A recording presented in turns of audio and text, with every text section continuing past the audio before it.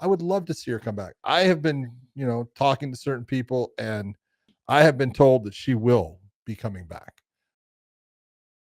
We got some big news, man. There's a lot of buzz right now going around about Ronda Rousey making her return. And she has been public about the fact she has no desire to fight on the White House card. No desire. No desire. So the White House card None. is off. Like, she's like, look, if she's So been you getting said training in. She's been getting some training in. She's been working out. Like, we saw her, a couple months back training with Kat Zingano. You said that she's training with AJ Matthews. She's getting some work in. You see her hitting mitts here randomly with random people. She's getting some work in. She's feeling the love again. And a lot of people, they leave the sport for a little bit, 3-4 years, and they get a little buzz. They want to get that itch, want to scratch that itch. John, I've talked about it a couple of times, wanting to fight, bare knuckle. Just that desire to, like, let me just get that let me scratch that last little itch. She looks like she's feeling motivated to do it. She's got a little extra money in the bank. She's doing the WWE thing, and she did that. She's had babies now. She's done what she's wanted to do. She owns a farm. She's married. She's living a life. Got 2 kids. 2 farms, 2 kids, 2 farms. 2 farms, 2 kids. I mean, there you go. She's living her life. So look, I've done these things. I'm feeling the itch. Let me scratch it. And let me move on with my life. I'm all for this. Are you all for this? Because I'm all for this. Oh, I'm all absolutely. If that's what she wants to do, and she's feeling the desire to get back in the cage, even if it's just one more time, do it. She's not old. It's the whole part you look at when she's now 37, maybe 38. Yeah. And you look, and we always talk about it seems that women age better than men in the sport and continue to get better for a longer period of time. So yeah, she hasn't been fighting.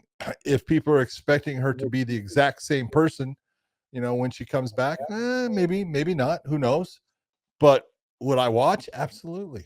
Ronda was fun to watch. She was, at the time when she was, the champion.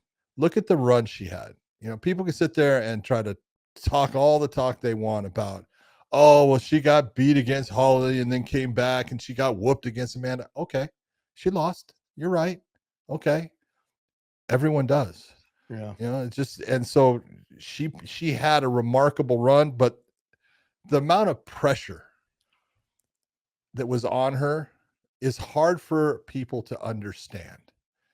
What she was representing to the working man there, as far as the female side of the sport, the pressure of being the champion, the pressure of, oh, she's got all these armbar wins. Is she going to get another win in the first round? All these things that they add up, and they add up here in the person's mind. It doesn't, they don't even have to be true, but it's part of what you think. And so, all of that got to her after a while.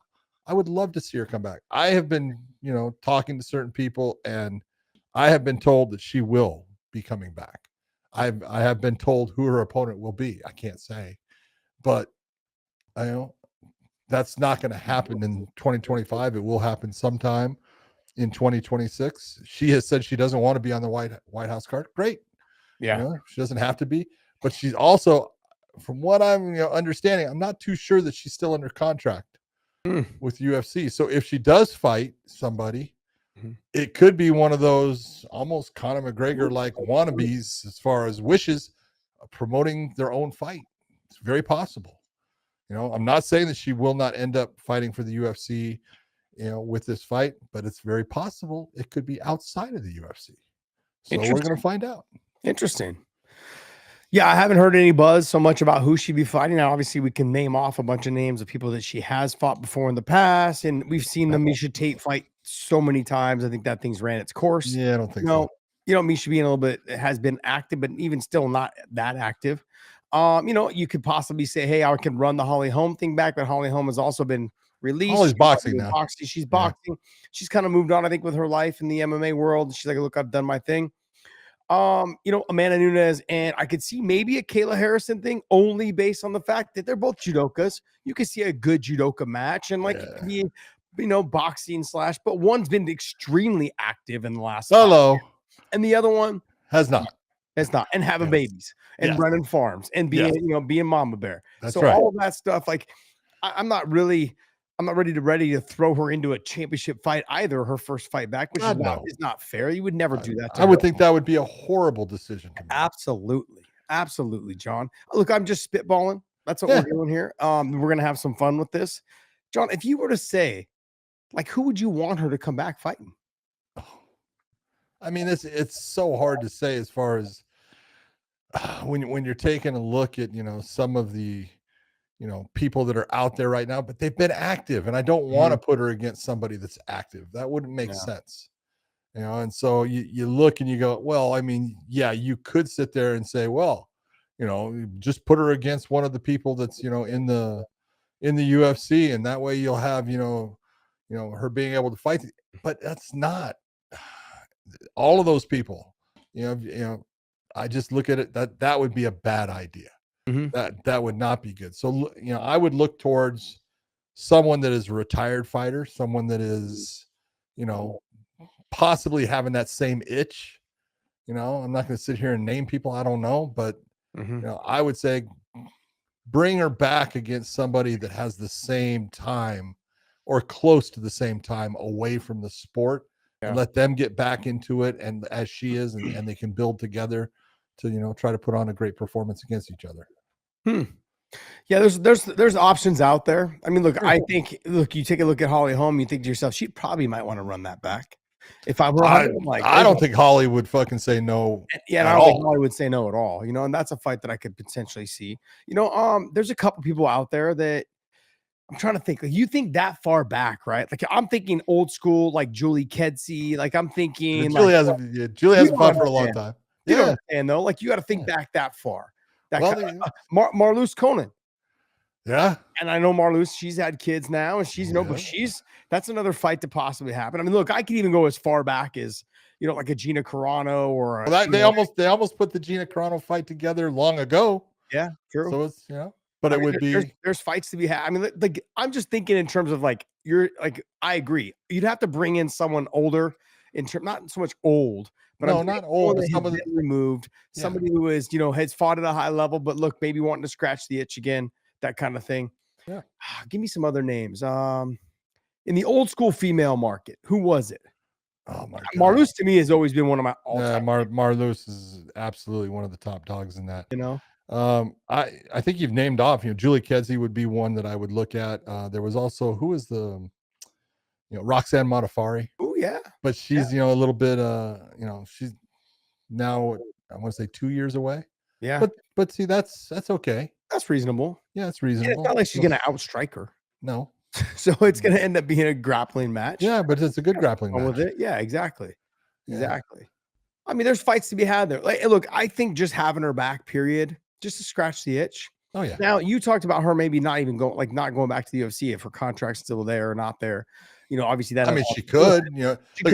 She's always had a fantastic relationship with Dana, so I'm sure that she would look at it and if it was comparable, she'd go with the UFC. But if she could make a bag doing the fight on her own, going to like Netflix is looking for big fights. Yeah, she was a big star.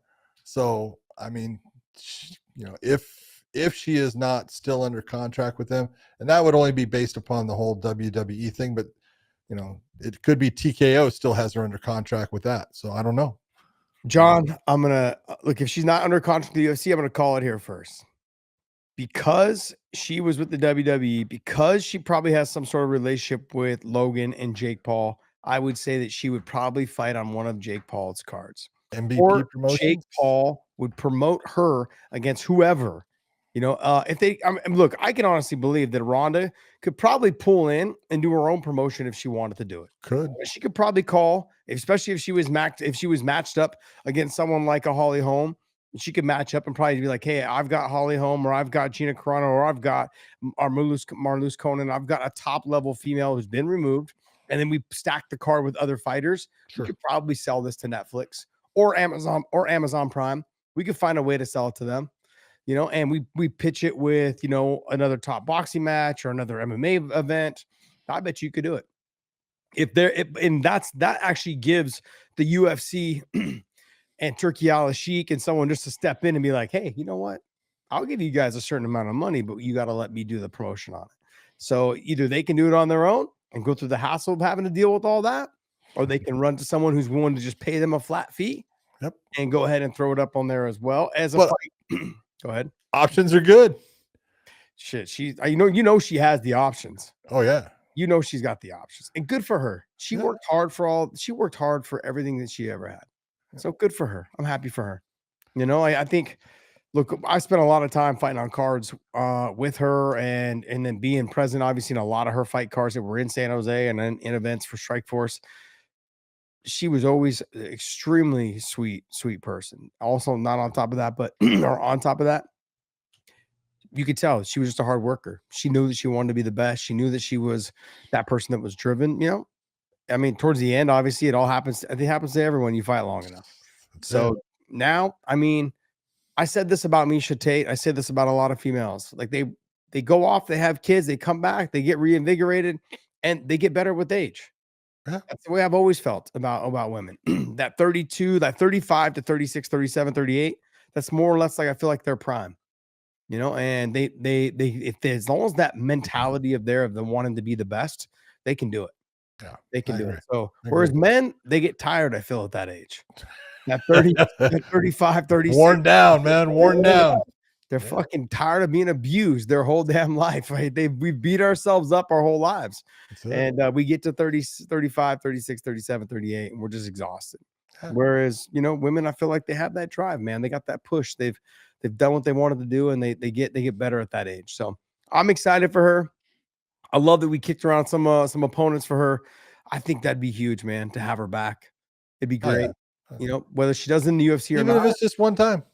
Oh, I'm down to watch. It's all good. Like I said, scratching the itch, and I'm down to watch. Yep. Excited for it. Exactly. She says here, though, John, says, finding my love for MMA again. The last 6 months have been an absolute blast. Sorry, if you can make that a little bit bigger. Feels like I have so much left to grow, and without the weight of the world on my shoulders, nothing is holding me back. John, she brought out another comment that I saw that she basically said that she was doing a little bit more press, a little bit more media than Conor McGregor was. But obviously they were at the same times, but she was a little bit ahead of Conor. She was already kind of peaked when Conor was making his run. Then Conor, obviously, with the Jose Aldo fight, was a star, became a star in that fight, and then went on with the Eddie Alvarez and then blew up into the Mayweather thing. She was kind of right there at that point, kind of on the way out a little bit, I believe, during that time. But she was doing all these things, and she was the one that was kind of running that show at the time. She was the highest paid fighter in the UFC for a while. Yeah. She had numbers. She had better numbers than, that's most. The whole thing. So good on her, man. Good on her. So it'll be exciting to see her back.